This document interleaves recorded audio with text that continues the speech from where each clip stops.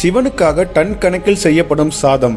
இன்னைக்கு நம்ம எங்க வந்திருக்கோம்னு பாத்தீங்கன்னா கங்கை கொண்ட சோழபுரம் கோயிலுக்கு தான். ஐப்பசி பௌர்ணமியை முன்னிட்டு இன்னைக்கு கங்கை கொண்ட சோழபுரத்துல அன்னாபிஷேக விழா நடைபெறுது.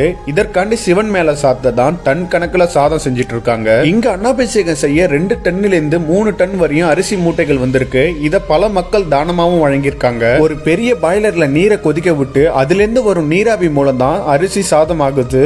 இந்த அன்னாபிஷேக விழாவை பார்க்க இன்னைக்கு இந்த கோயிலுக்கு லட்சக்கணக்கான மக்கள் வருவாங்க.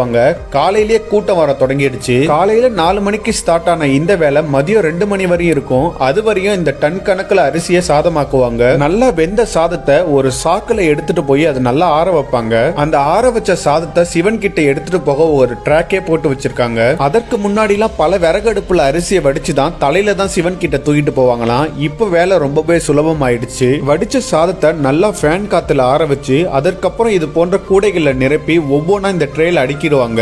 சாதம் வடிக்க வடிக்க அதை சிவன் கிட்ட கொண்டு போயிடுவாங்க. 13 அடி உயரமான அந்த சிவலிங்கத்துக்கு தொடர்ந்து அலங்காரம் பண்ணிட்டே இருப்பாங்க. இந்த ட்ரேல ஒரு குறிப்பிட்ட அளவுக்கு கூடி அடுக்குன பிறகு அதை அலேக்கா தள்ளி விடுவாங்க பாருங்க.